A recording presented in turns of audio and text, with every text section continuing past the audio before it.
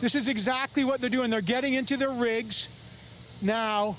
And Marcia, this would be the first time we've seen one of the trucks pulling out of this part.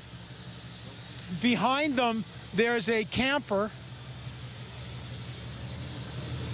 And the tactical team is entering the camper. I'm going to show you this right now.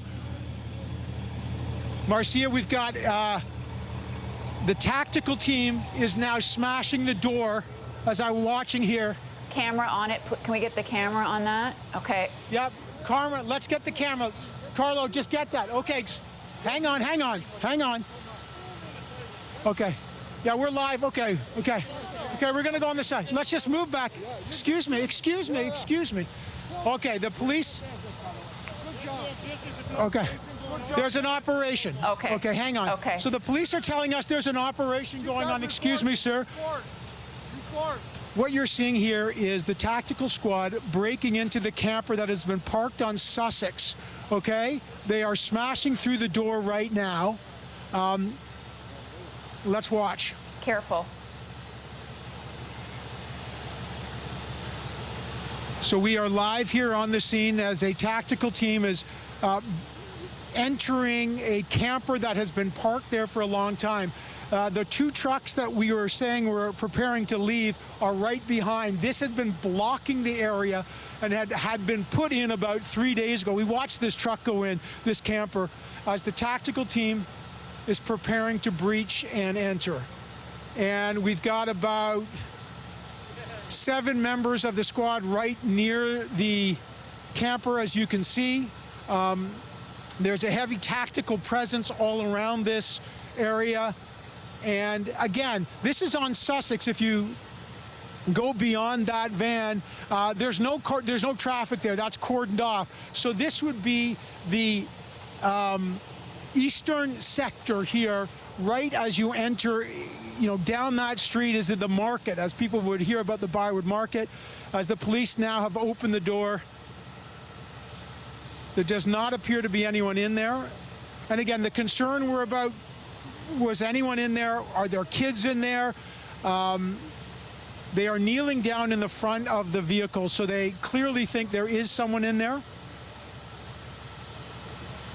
And let's watch this operation happen. As they're kneeling in the front, they are putting, several members are putting on tear gas masks now.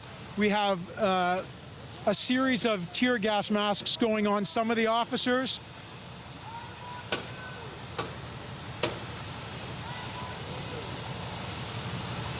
Marcia, the officers are now, as you can see, right in front of the camper. There are a number of officers on the other side. Evan, we're not showing it. We're listening to you, but we've moved our shot away. Okay. Okay. When they start the breach, I will tell you, Marcia, when you can get a shot up, just let me know. And I'll follow your lead here because I can't see the camera. I'm about 20 feet away from a tactical team about to enter the camper. The door is open on the side, and okay, what they can do is by opening that door, they can throw a tear gas canister in. Sorry, Marcia, there's a new group of tactical officers who have come in, 1, 2, 3, 4, almost 10 officers, all of them here with heavy equipment. They've got their rifles and their heavy weaponry here. The door is open, which means they may end up tossing something in there, but there's significant new presence here around the camper, Marcia. Okay. Oh, here they go. Hang on. Yeah, they're breaching now. They're breaching now. They are inside. 2 officers are inside right now. And they appear to be negotiating with someone on the inside. We cannot see if there's anybody inside. You can tell me if the shot is live now, Marcia. No, we're if not you can going see what live. I'm seeing. We're not going live with this, Evan, but we are listening to you give. Okay, I see. I understand. We're listening to your reporting. We're being cautious. Stay there, Mark Mendelson. Evan is describing what could be a potentially harrowing situation. Can you tell us what is going through the mindset of officers as they enter this vehicle? Well, I think it may be harrowing to the viewers, but it isn't harrowing to the officers that are breaching this motorhome now. They've practiced this, they train for this all the time. This is really the same as doing a search warrant on a small home. You know, the doors are locked, but as Evan has stated, there may be somebody in there. That motorhome may be booby-trapped. There may be weapons. There may be tripwires. It's about officer safety, and it's about the safety of the person who may or may not be in there. But I also got the impression that that motorhome is blocking the exit for a lot of these trucks that we have watched getting fired up over the last couple of minutes. And whether those vehicles are actually going to leave or not is another story. I mean, I go back to the great interview Evan had with that man in the tractor trailer, who said that he's not leaving, but he's not going to resist, and he's prepared to get arrested. Is this the same situation as we have in this motorhome? But this seems to be a key sort of clog in the exit route to get these vehicles out. But it's all about officer safety. They don't know what's in there. They don't know who is in there, and they don't know if that vehicle's been tripped up to cause injury to anybody trying to enter. And as you can see from our video right now, they're taking every precaution, as they should and as they will. But rest assured, just because you hunker down in your motorhome or in your truck will not stop you from getting arrested, and it will not stop that vehicle from being towed. And I think that message has to be made loud and clear. And I think it is just by the police presence, just by that uniform deterrence that is there. These people are, if they want to stay, there's going to be a price to pay.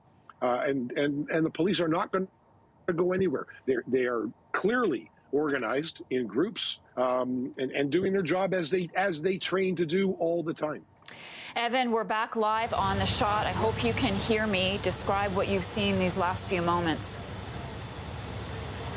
The officers have just entered the camper. There's clearly somebody, it sounds like we can't see someone inside they're negotiating with. One officer came in with a protective shield, a big body shield that they use when they're going forward to protect. The officers have now entered the vehicle. As Mark said, again, this is exactly what they're trained to do, and they're doing it very carefully and very slowly. They are inside the vehicle right now. They have removed 2 jerry cans of gasoline who have come out. Now some officers are leaving. 2 of them have just backed out. And the question now is how many, if anybody, is inside that. Hang on a second. They look like they're moving something out now carefully. Hang in there. I can tell you in about a couple of seconds here. Again, it's very calm around here. There's a perimeter that you can see. This is a big camper. They're not moving anything out. It's the officer with the shield has just backed out and is standing at the doorway. Again, officers at the front of the vehicle are looking in through the windshield so they can get a better view. Again, interestingly, right behind me, 2 of the big rigs are clearly preparing to leave. They both have started. They're clearing off the windshield wipers in a way they haven't done for days. I walk by these rigs almost every day. Evan. This area is being cleared out, and I'm just looking. There's people in those trucks. A woman just coming out of them, but meantime, right in front of them, the camper, no one has emerged there. Marcia. Evan, does the camper have to leave in order for those rigs to get out? Is it blocking them? Yeah, the camper, there was actually 2 of them the other day. And I can, if Carlo's got the shot, I can actually show you here. Carlo, let me just, what you're seeing is the tactical team in front, and I'm going to swing Carlo around for a second. That's the tactical team there. Look at how close the trucks are. Carlos, swing around with me if you can. These are the trucks. Look out there. These are the trucks. So these 2 trucks cannot leave if you swing around because the protesters had used that camper as a way to block Sussex. And there were 2 of them. One of them appears to be gone. This is the second one, and I'll let you look here now as what's going on here. But Carlo, just hang on the shot there. As the police have now. Do you feel that they're talking with somebody inside? it does appear that the police are engaged in some kind of dialogue. I can see through the window that there is movement inside there. There's going to be two things that are happening. There's going to be a search and of the vehicle for any, it's a big vehicle, as you can see. We're going to try to move up just a bit as the line has moved a bit up here, so I can maybe get a better view. They're allowing us to get a little closer. I don't know if Carlo can move our camera, but we're not sure if there's anybody inside there yet. I can't confirm that. And I'm looking through the window, Marcia, of the center part of the camper. The rear window of the camper has blinds over it, so we can't see in. Oh, yeah, he's emerging now with his hands up. Yeah, brother! Yeah, brother! So they've just made the arrest. The man has left the vehicle. He yelled freedom, and he's been handcuffed right now. And the protests are here. The line is moving, but they have cleared the person from the camper. He's been arrested right now, and the line here, there's a few protesters that are yelling, but again, it's a very thin presence. Marcia, let me just see if you can hear any of the natural sound here. The man being arrested is yelling a bit. Let's watch as he gets taken away.